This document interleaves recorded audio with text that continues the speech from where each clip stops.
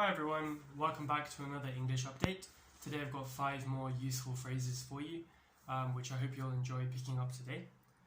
Before I get into those though, I'd like to remind you to leave a comment down below the video if you'd like to try out a sentence of your own, and I'll give you some feedback if you do. If you know anyone who might benefit from these videos, do feel free to share.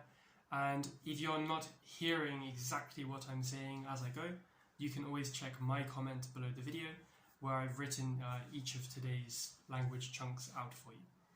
So, getting on to the first one, it's a little bit longer. This one is to get back to where I was before, or to get back to where you were before, if you were talking about a general statement. That's always true. So this came up in the context of a discussion about golf, and a student of mine had a little bit of time off from playing golf, so he's trying to get back into it because he's a little bit rusty. And I ask, do you think sometimes having a break might actually help you to improve when you come back to it? And he commented that no, on the contrary, if he takes a few weeks off, then actually when he comes back, it takes him a few days or even a week to get back to where he was. So imagine that your level is here and your level drops as you have time off, then it takes some time to get back to where you were before. So this one's an interesting one.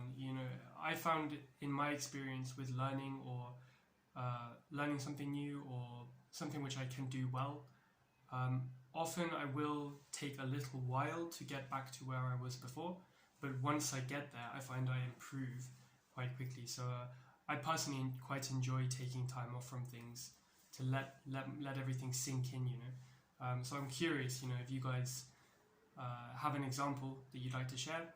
I wonder how long does it take you to get back to where you were before, and does a break overall help you or not? Let me know. Number 2 is not a particularly necessary chunk, but I thought it might be an interesting one to point out.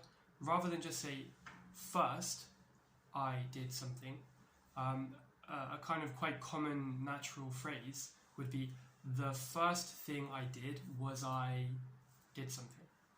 So it's quite funny, I quite like it. I feel like it's very English or British. You kind of walk in a big unnecessary circle before continuing your sentence. But a couple of examples. The first thing I did this morning was I woke up and opened the curtains. Instead of just saying first, I opened the curtains. So it adds a little bit of colour to your statement. Let me think. Maybe I could ask someone, oh, you visited England? What was the first thing you did? They could say, well, the first thing I did when I got to the UK was I went out and I got some fish and chips, of course. So yeah, I hope you like that one. Maybe leave an example if you have something cool to say. Number 3 is an idiom, plain sailing. If you imagine sailing on very difficult waters, there's nothing plain about it, I'm sure. Not that I'm a sailor. So plain sailing is just when everything's kind of very easy to do. It's all working exactly as it should, exactly as it normally would. Nothing unusually difficult is happening. It's quite plain. You're still sailing, everything's still working, but nothing exceptionally difficult. So along with the idiom plain sailing, you often hear the structure, it's all plain sailing from here. So it means that once you get past an initial difficulty, then the rest of it should be quite easy. Just before I started this video, I was struggling to think of a good example for this, so let me see what I come up with now. I suppose maybe if there was an obstacle course that somebody was taking part in, something like Tough Mudder, it could be the case that one of the first obstacles is really difficult, and then it's all plain sailing from there on out.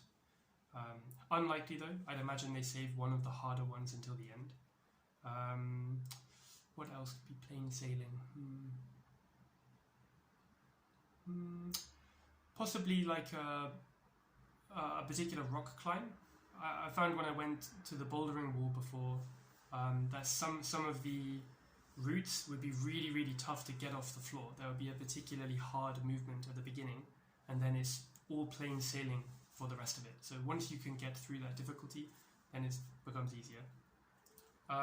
Number 4 is another one like number 2. It's just a sort of quite common structure that can be used as an alternative, which is it won't be long until. So, for example, looking at the weather now, I've noticed that it's getting really cold in the mornings. And when you walk outside, you think, it won't be long until it starts snowing, or until there's frost on the ground in the morning, or it won't be long until we're really deep into winter. So when you say it won't be long until something happens, you're just kind of pointing out that you're expecting it to come up soon, I guess. And number 5 is just 2 words which collocate together very often, and that is contributing and factors. So in many situations there are lots of different factors which play in. So we were talking about the spread of viruses today in my class.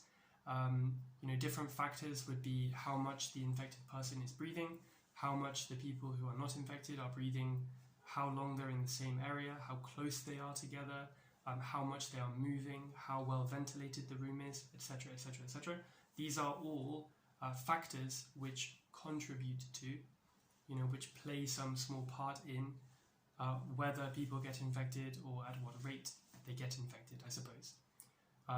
So you notice if you listen to those sentences there are factors which contribute, and they are contributing factors. So you see these 2 words used together, whichever way around, quite commonly. So there you go, that's today's 5 phrases. Before I finish, of course, I'd like to remind you about the Quizlet set linked in the description below. Please go there to see a full sentence example of how to use these and test yourself on your understanding. You can also go back over my previous English updates. Alright, so I hope to see you guys next time. Goodbye.